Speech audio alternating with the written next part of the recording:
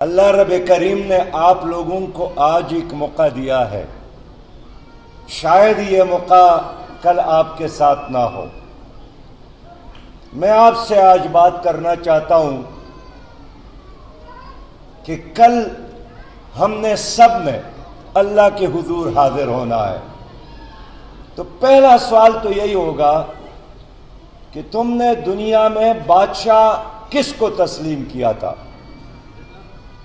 تو اگر ہم نے اس بادشاہ کے نظام کو قبول کیا ہے جس نے اس کائنات کو ہمارے لیے پیدا کیا اور پھر ہمیں بھی پیدا کیا، ہم جواب دیں گے کہ میرے رب، ہم نے رب ہی کو تسلیم کیا تھا۔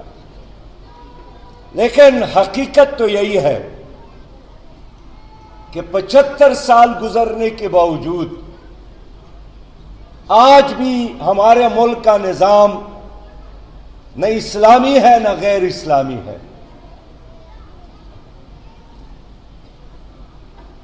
میں گزشتہ دنوں ناروال گیا تھا، اس طرف انڈیا ہے اور اس طرف پاکستان۔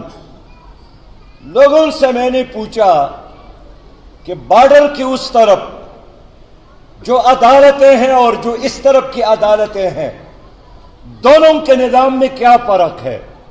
لوگوں نے کہا کہ ایک ہی قانون کے مطابق ایک ہندو جج بھی فیصلہ کرتا ہے اور ایک مسلمان جج پاکستان میں بھی وہی فیصلہ کرتا ہے۔ انڈیا میں بھی سودی نظام ہے اور پاکستان میں بھی سودی نظام ہے۔ وہاں بھی مخلوط نظام تعلیم ہے اور یہاں بھی مخلوط نظام تعلیم ہے۔ یہاں بھی ایک وی آئی پی کلچر ہے اور وہاں بھی وی آئی پی کلچر ہے۔ آپ مجھے بتائیں کہ 47 سے لے کر آج تک ایک کارنامے کے علاوہ، اور وہ یہ کہ اللہ تعالیٰ نے اپنی مشیت کے ساتھ پاکستان کو قیامت تک رکھنا تھا تو اتنی صلاحیت سے نوازا۔ لیکن یہ بھی پاکستان کا کارنامہ ہے کہ جس شخصیت نے پاکستان کے عوام کو ایٹم بم کا تحفہ دیا تھا، ساری عمر اس نے اپنے گھر میں قیدی کی طرح گزاری ہے۔ میں آج آپ سے یہی پوچھنا چاہتا ہوں، مجھے اویس بھائی نے بتایا جماعتوں کے لوگ یہاں پر موجود ہیں، میں مبارکباد دیتا ہوں کہ اہل سرگودا میں یہ وسعت نظری ہے کہ ایک دوسرے کے مجالس میں جانا اور بات سننا، ورنہ اس وقت پاکستان میں سیاست میں جو زہریلی پولرائزیشن ہے، مجالس تو کیا ایک دوسرے کو گالی کے بغیر یاد بھی نہیں کرتے ہیں۔ یہ جماعت اسلامی کا کمال ہے کہ سب کو جمع بھی کرتے ہیں، محبتوں سے نوازتے ہیں، عزتوں سے نوازتے ہیں۔ آج اس مجمع میں ہندو برادری کی قیادت موجود ہے، عیسائی برادری کی قیادت موجود ہے، اور ان کو بھی یقین ہے کہ مجھے اس وقت حق ملے گا، میرے بچے کو تعلیم، میری ماں اور بہن اور بیٹی کی عزت محفوظ رہے گی جب اس ملک میں جماعت اسلامی کی حکومت قائم ہو جائے۔ جماعت اسلامی کیا چاہتی ہے؟ میرے پیارے بھائی، جماعت اسلامی چاہتی ہے کہ آپ کامیاب ہو۔ کامیابی کس چیز میں ہے؟ کامیابی اللہ کے دین میں ہے۔ اگر ہم یہ بات غلط کرتے ہیں تو آپ نہ مانیں، لیکن اللہ کی گواہی یہی ہے کہ جس نے میرے راستے پر چلنے کا فیصلہ کیا، میں ان کو دنیا میں بھی عزت سے نوازوں گا اور آخرت میں بھی جنت سے نوازوں گا۔ میرے ساتھ آپ کو دینے کے لیے کوئی چیز نہیں ہے سوائے اس خوشخبری کی جو اللہ نے قرآن کریم میں آپ کے ساتھ وعدہ کیا ہے، اور قرآن کریم میں بھی نہیں ہے بلکہ تورات اور انجیل میں بھی یہ وعدہ ہے، اور اللہ کا وعدہ سچا ہے کہ جن لوگوں نے اللہ پر ایمان اور اللہ کے نظام کو قبول کیا، اس کے لیے نہ دنیا میں ناکامی ہے اور نہ آخرت میں ناکامی ہے۔ اب دیکھیے، نہ دنیا میں ناکامی اور نہ آخرت میں ناکامی، تو اگر آپ کامیابی چاہتے ہیں پھر راستہ یہی ہے۔ یہ جو دنیا نے آج کامیابی اور ناکامی کا جو تصور ہمیں دیا ہے، بعض اوقات خود ہمارا کارکن بھی اس سے متاثر ہو جاتا ہے کہ اگر اسمبلیوں میں کامیابی نہیں ملتی تو روتا ہے، اگر اقتدار میں ہم نہیں آئے تو پریشان رہتا ہے، لیکن اللہ کے ہاں کامیابی یہی ہے کہ جس سے اللہ راضی ہو جائے۔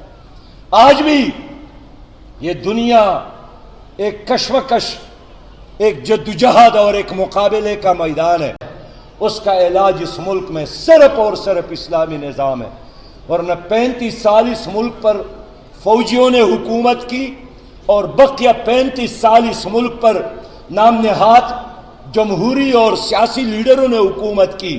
کیا انہوں نے عدالتوں کے نظام کو ٹھیک کیا؟ کیا انہوں نے تعلیمی نظام کو ٹھیک کیا؟ کیا انہوں نے مقننہ کو ٹھیک کیا؟ ایک چیز مجھے بتائیں کہ ہم پیش کر سکے کہ ہاں فلاں پارٹی کی حکومت قائم ہو گئی تھی تو اس نے یہ ایک کام تو کم از کم ٹھیک کیا ہے۔ ہمارا نام دنیا میں مشہور ہے کرپشن کے حوالے سے۔ ہم دنیا میں اب وہی قوم بن گئے ہیں کہ ہمارا وزیر اعظم خود فرماتے ہیں کہ دل تو نہیں چاہتا تھا کہ متحدہ عرب امارات کے صدر سے مزید پیسہ مانگوں، لیکن پھر دل پر پتھر رکھ کر میں نے کہا کہ بابا کچھ تو دے دے، $1 بلین کی ضرورت ہے۔ آج ہماری پہچان یہی ہے۔ مجھے خود IMF کے انتہائی ذمہ دار آدمی نے بتایا کہ جب ہم ادھر آئے تھے پاکستان، یہ IMF کا ایک ذمہ دار آدمی بتاتا ہے، تو کہتے ہیں پاکستان کے ساتھ میری محبت تھی، میں نے وزیر خزانہ کو کچھ سوالات اور ان کے جوابات بھیجے تھے کہ جب ہمارا وفد آئے گا آپ کے پاس تو یہ سوالات ہوں گے اور یہ جوابات، وہ پرچہ آؤٹ کیا تھا پہلے تاکہ یہ فیل نہ ہو جائے۔ کہتے ہیں کہ جب ہم میٹنگ میں بیٹھ گئے اور ہمارے وفد کے سربراہ نے پہلا سوال یہی کیا کہ ہم آپ کو قرضہ دیں گے، آپ واپس کیسے کریں گے؟ تو میں نے ایک تفصیلی جواب ان کو بتایا تھا، لیکن ظالم نے فائل ہی نہیں پڑھا تھا، اور یہی جواب اس نے دیا کہ فکر نہ کرے، ہم بجلی کی قیمتوں میں اضافہ کریں گے۔ IMF والوں نے مجھے بتایا ہے کہ ہمارے یہ مطالبہ نہیں ہے کہ بجلی کی قیمتوں میں اضافہ کرے، ہم تو یہی کہتے ہیں کہ لائن لاسز ختم کرے، کرپشن ختم کرے، مفت خوروں کی بجلی بند کرے، بڑوں سے پیسہ لے کر غریبوں پر خرچ کرے۔ لیکن غریب آدمی پاکستان میں آج گھڑی کی مچھلی ہے، ادھر ادھر جا کر واپس آ کر اسی کو گلے سے پکڑتا ہے، اسی کو نچوڑتا ہے، اسی کا خون پیتا ہے، اس کے جیب کے تلاشی لیتا ہے، اس لیے کہ ان کی آواز سب سے کمزور آواز ہے۔ میرے پیارے بھائیوں اور بہنوں، میں فائنانس منسٹر رہا ہوں، میں بہت یقین کے ساتھ کہہ سکتا ہوں، علم الیقین کے ساتھ پر آگے نہیں بڑھتی۔ وہی قوم آگے بڑھتی ہے جو دیانتداری کے ساتھ چلنا سیکھتی ہے، جس کی قیادت باصلاحیت بھی ہو اور جس کی قیادت دیانتدار بھی ہو۔ آپ دیکھتے نہیں ہیں ملیشیا کو ایک مہاتیر ملا تھا، سنگاپور کو لی کوان یو ملا تھا، کیسے انہوں نے ترقی کی۔ جب سنگاپور کا صدر ادھر آیا، ہمارے صدر نے ان سے کہا کہ ہم بھی اپنے کراچی کی ایئرپورٹ کو سنگاپور کی طرف اچھا بنانا چاہتے ہیں۔ وہ ہنس پڑے اور بتایا کہ سنگاپور کا ایئرپورٹ تو آپ کے ایک پاکستانی نے ہمیں بنا کر دیا ہے۔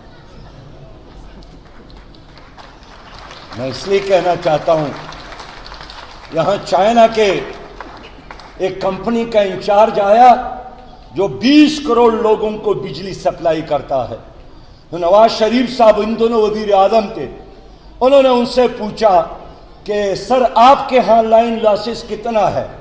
انہوں نے کہا کہ ہماری ڈکشنری میں تو یہ لفظ ہے ہی نہیں، جتنی بجلی پیدا ہوتی ہے اتنی بجلی عوام تک ہم پہنچاتے ہیں۔ 20 کروڑ لوگوں کو ایک کمپنی بجلی پہنچاتی ہے۔ یہ سارے اصطلاحات ہمارے ہاں۔ آپ دیکھیے یہاں میرے تعلیم یافتہ لوگ بیٹھے ہیں، اوباما امریکی صدر فارغ ہو گئے، انہوں نے ایک اور ادارے میں نوکری شروع کی۔ بل کلنٹن فارغ ہو گئے، बच्चों को पालने के लिए नौकरी शुरू की। रूस के सदर गोर्बाचोव फारिग हो गए, अपने बच्चों को पालने के लिए कॉलेज में प्रोफेसर बन गए। एक उस दिन एक मुल्क के वजीर आजम फारिग हो गए तो अपने दफ्तर से साइकिल पर बैठकर अपने घर जाते हैं और अपने स्टाफ को अलविदाई सलाम करते हैं। एक आपकी हुक्मरान है कि 2 साल भी कोई वजीर आजम मिंबर वजीर बनता है, अगली साल और करोड़पति और अरबपति बनता है, फिर उनकी दौलत यहाँ भी और दुबई में भी और लंदन में भी। ये किसकी दौलत है? मैं एक ज़िम्मेदार आदमी हूं, मैं बहुत ज़िम्मेदारी के साथ बात करता हूं। W बेकर ने किताब लिखी है, आप पढ़े, कि पाकिस्तान के 2 खानदानों की 2 करोड़ से ज्यादा सरमाया दुबई में और लंदन में मौजूद है। और साथ यह भी लिखा है कि अगर ये लोग इंकार करते हैं तो अदालत में मुझे चैलेंज करें, मैं साबित करूंगा। आप गरीब नहीं हैं, आप वसाइल से महरूम नहीं हैं। अल्लाह ताला ने बड़ी फयाजी के साथ 60 सालों में आपको इतनी पावर बनाया तो 5 दरियाओं से नवाजा, 4 मौसमों से नवाजा, मादिनियात से नवाजा। अब इसका क्या इलाज है कि स्वात में ज़मरुद के काने मौजूद है और वो भी खसारे में, रेकोडेक में सोने के ज़खायर मौजूद है, उसके बावजूद उस जिले के लोग भूखे सोते हैं। 1000 किलोमीटर साहिल समंदर मौजूद है, उसके बावजूद भी हमारे बच्चों के पैरों में जोते नहीं है। सब कुछ मौजूद है, फिर भी 3.25 करोड़ आपके बच्चे तालीम से महरूम है। 102 करोड़ पाकिस्तानी अपने घर से महरूम है। कौन जिम्मेदार है? क्या इस पर डिस्कशन करना और बात करना ये आपका अखलाकी और आपका ईमान आपको नहीं कहता है कि इस पर बात होनी चाहिए कि कौन जिम्मेदार है और कौन नहीं जिम्मेदार? हम वो लोग हैं। हमारा एक हुक्मरान अपने घर में बैठा था, उसने बादल देखा और